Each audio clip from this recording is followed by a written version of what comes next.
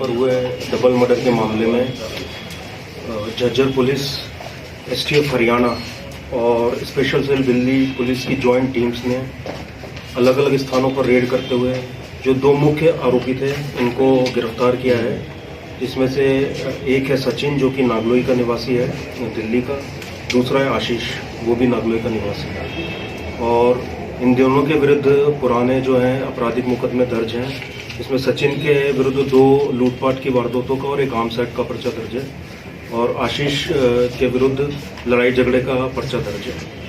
तो तीनों टीम्स ने इसमें मेहनत की है और गोवा से इनको अरेस्ट किया है।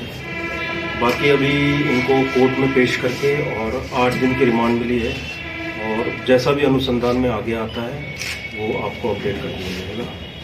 तो सर उस घटना के बाद किस किस तरीके से किस रूट से भागे हैं, किस किस ने इनकी मदद की है, हत्या में किसने सुपारी दी या किस तरीके क्या एंगल निकल गया है सर? देखिए अभी जो हमने पुलिस रिमांड लिया उसमें पूछताछ की जाएगी विस्तृत रूप से और सारे एंगल्स पे जो है जांच की जाएगी और जो बाकी आरोपी हैं उनके पीछे भी हमारी टीमें जो है दबिश दे रही हैं। तो वो सारा अभी पार्ट ऑफ इन्वेस्टिगेशन है और जैसे जैसे आगे अरेस्टिंग होगी तो सारी डिटेल्स जो है वो आपके साथ साझा की जाएंगी। सर वो अभी मैंने फिर बताया कि अब ड्यूरिंग रिमांड सारी पूछताछ की जाएगी और जो भी रिकवरीज हैं वो की जाएगी और टाइम टू टाइम जो है आपको इस पर ब्रीफ दिया जाएगा। कुछ रिकवरी हुई है? नहीं अभी कोई रिकवरी नहीं हुई है, बस एक जो कार इसमें इस्तेमाल हुई थी वो हमको पहले ही मिल चुकी है, वो ऑलरेडी बताया जा चुका है। तो वो रेवाड़ी रेलवे स्टेशन के बाहर मिली थी। सर ये कहाँ से पकड़े गए हैं, लोकेशन क्या रही इनकी और किस तरीके से इनको पकड़ने में मदद टेक्निकली क्या? गोवा में एक जो अंजुना पुलिस स्टेशन है उसके एरिया से पकड़े गए हैं और बाकी सारा पार्ट ऑफ इन्वेस्टिगेशन है तो उसको विद ड्यू कोर्स हम पुलिस कुछ मोटिव क्लियर हुआ होता है? नहीं अभी तक मोटिव क्लियर नहीं हुआ है और आगे अनुसंधान जारी है। किसी गैंग से जुड़े हुए हैं ये लोग? नहीं अभी उसके विषय में भी कुछ टिप्पणी करना उचित नहीं रहेगा इस समय पर। तो आगे जैसे जैसे अनुसंधान होगा तो सारी जो है परतें खोली जाएंगी इसमें। तो कैसे इन तक पहुंचे, इनके बारे में कैसे पता लगा, कहाँ? ये बहुत सारे लाइन्स करी हैं and again that is part of investigation. तो आगे जैसे जैसे इन्वेस्टिगेशन होगा और भी अरेस्ट होंगे तो सारी बातें आपको डिस्कस होंगी। बाकी जो 2 आरोपी बचे हैं सर उनके बारे में कोई सूचना किस तरफ है, किस तरह क्या लोकेशन? देखिए उनके भी काफ़ी नज़दीक हैं और हमारी टीमें निरंतर इसमें लगी हुई है और तीनों मैंने बताया कि स्पेशल सेल दिल्ली भी, एसटीएफ और झज्जर पुलिस तीनों की टीमें कोऑर्डिनेशन में एफर्ट कर रही हैं कि उनको जल्दी से जल्दी अरेस्ट किया जाए। गोवा जाने की वजह हुआ था सर इसमें बात? मैं फिर बताया कि वो पूछता ये तो पहले ही पहचान हो चुकी थी। नहीं वो आई विटनेस थे उससे? नहीं उनसे अभी करवाई जाएगी in due course of time जो भी है। रिमांड के दौरान ये प्रोसीडिंग्स की जाएगी। तो सर बाकी जैसे कि अजय चौटाला से बात हुई तो उनका कहना था कि इन लोगों ने सरेंडर किया है। नहीं ऐसा कुछ नहीं है, इनका प्रॉपर जो है टीमों ने मेहनत करके और इनको अरेस्ट किया। आप लोगों को पता है कि जब से घटना हुई थी, घटना होने के बाद में क्योंकि ये गैंग या फिर जो ग्रुप है आपराधिक ग्रुप समूह दिल्ली के आपके जिन्होंने क्लेम भी किया था दिल्ली से संबंध रखते थे, इसलिए स्पेशल सेल दिल्ली पुलिस भी इसके बारे में पूरी तरह से अलर्ट थी। उनकी तरफ से प्रयास किए जा रहे थे। एसटीएफ की जो डिफरेंट यूनिट्स हैं झज्जर पुलिस के साथ साथ अलग अलग जगह ट्रेस करी थी। तो इनके जो फुटप्रिंट्स मिले थे, फुटप्रिंट्स के हिसाब से इनको रेवाड़ी रेलवे स्टेशन के बाद से फिर नारनौल, रेवाड़ी और उसके बाद में गुजरात के बाद में फिर इनको मुंबई और मुंबई के बाद फाइनली इनको गोवा से इनको चिन्हित करके वहाँ से गिरफ्तार किया गया। तो इसके लिए सब टीमें इकट्ठी 4-5 टीमें काम कर रही थी। आपको याद होगा कि जनवरी में 30 जनवरी के समय एक घटना हुई थी जिसमें एक अपराधी घटना हुई थी फरीदाबाद में, एक मर्डर हुआ था। उसी मर्डर के संबंध में इन्हीं गैंग के लोगों का हाथ आया था। उसमें जो इस मुकदमे में जो 2 अभी गिरफ्तार नहीं हुए पाए अपराधी वो अपराधियों का मुख्य रोल आया था। पहचान उनकी इस समय से इस्टेब्लिश हुई थी, जिसमें अतुल और नकुल 2 लोग जिनके ऊपर 50,000 रुपये का इनाम भी डिक्लेयर किया जा चुका है और इसके बारे में वाइड पब्लिसिटी की जा रही है।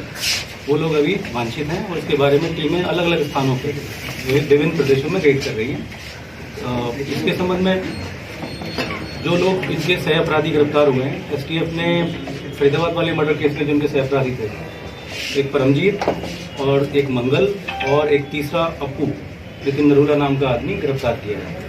तो उनसे भी पहले वाले अपराध और इसके अपराध के संबंध में कुछ महत्वपूर्ण चीज़ें आई हैं और इनके बाकी अपराधियों को पकड़ने में जो हेल्प मिल रही है वो उसके लिए कर रहे हैं। सर 50,000 रुपये ना 1 लाख 1 लाख का। 1 लाख रुपए का इनाम के लिए। सर आपने गैंग का जिक्र किया, तो जिस तरीके से नंदू कपिल सांगवान की तरफ से सोशल मीडिया पर पोस्ट भी की गई थी, तो क्या नंदू गैंग से संबंधित है? रोलेक्स गैंग का भी बीच में नाम सुनाया गया था, किस गैंग से संबंधित है? अभी तक जो चीज़ें आई हैं वो उसी ग्रुप से संबंधित होने के बाद लगातार उनके कांटेक्ट में, उसी के डायरेक्शन पे अलग अलग ठिकानों पे ये लोग रुक रहे थे, जा रहे थे, उसका खर्चा भी वहीं से उठवाया जा रहा था। तो इस चीज़ के लिए वाकई अभी इनकी विस्तार से रिमांड के दौरान पूछताछ बकाया है। ये फैक्ट्स को इस्टेब्लिश करना है, लोगों ने जो क्लेम किया है उसको उसको भी वेरीफाई करना है। तो इसमें काफ़ी तफ्तीश अभी बकाया है, और जो बाकी जो अपराधी अभी अब्सकॉन्डिंग है, जिनका नाम मैंने अभी आपको लिया है, वो डिटेल से जब पूछताछ होगी उनसे और भी इसमें सामने बिल्कुल क्लैरिफाई हो पाएगी। सर लगातार राजनीतिक हत्या का आरोप लगा रहा है कि इनकी राजनीतिक हत्या हुई है, कुछ इसके बारे में पता होता है जांच में? देखिए, अभी जैसे जैसे आगे इन्वेस्टिगेशन होगा तो जो भी चेन जो लिंक होती है, जो भी उसमें आता है और उसके खिलाफ जो भी कार्रवाई बनती है सब तो हम करेंगे, चालान देंगे। पर अभी हमारी प्रथम सफलता यही है कि ये दोनों को अरेस्ट किया गया है, और आगे जैसे भी पूछताछ होती है तो जो भी इसमें आता है उनसे पूछताछ की जाएगी।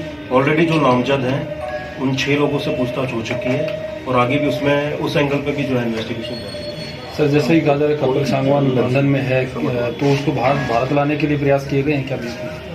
वो बिल्कुल निश्चित रूप से प्रयास किए जाएंगे, और हमारी MLAT और कई हमारे प्रोसीजर हैं, तो उसको ड्यू कोर्स हम फॉलो करेंगे। सर परिवार को इस बारे में बताया गया है कि ये 2 आरोपी गिरफ्तार किए गए हैं, क्या परिवार से भी आपकी बात हुई है? परिवार निरंतर संपर्क में हमारी जो SIT है उससे, तो उनको हम डे टू डे जो भी इसमें डेवलपमेंट होता है उसके विषय में बताते रहते हैं, और जो भी उनके कंसर्न है उस विषय पर भी बात होती रहती है। तो क्या एयरपोर्ट पर भी कोई सूचना दी गई है, कोई नोटिस वगैरह निकाला गया हो कि आरोपी बाहर ना निकल पाए? हाँ, निश्चित रूप से हर एयरपोर्ट पे अलर्ट किया गया है कि ये विदेश जाने की कोशिश न करें। सर जैसा कि वो CCTV फुटेज आई थी, सामने फ़ोन पर बातचीत करता हुआ उस शख्स नज़र आया था, जो फ़ोन पर बातचीत कर रहा था वो इन्हीं में से एक है या अभी वो पकड़े से बाहर है? अगेन मैंने बोला कि इनको जब इंटरोगेट अभी किया जाएगा तो सारी चीज़ें तथ्य जो है प्रारंभिक पूछताछ में कोई बात सामने आई सर? नहीं, अभी उतनी डिटेल से बातचीत नहीं हो पाई है। अभी तो वहाँ से लाना और फिर कोर्ट में पेश करना, तो चूँकि 8 दिन का हमको रिमांड मिला है, तो हर तथ्य को बिल्कुल डिटेल में और हम लोग इसमें इंटरोगेट करेंगे, और जैसा भी होगा आपके सामने जो भी तथ्य वो रखे जाएंगे। अभी तक की जो जांच है, अभी तक की पूछताछ में जो सामने 2 गाड़ी में बैठे हुए शख्स दिख रहे हैं वो अभी वांछित हैं, और जो 2 लड़के पीछे थे, बट प्रारंभिक पूछताछ में चारों ने शूटिंग में पार्टिसिपेट किया है, तो वो चारों बराबर ही हैं। 2 लोग जो सामने दिखाई दे रहे हैं, और जो कॉल हुई है उस कॉल वो महत्वपूर्ण कड़ी साबित हुई है, जिसकी वजह से केस ट्रेस हो पाया, और जिसकी वजह से लगातार अलग अलग यूनिट्स को टेक्निकल इनपुट मिलते रहे टेक्निकल एग्जामिनेशन के बेसिस पे।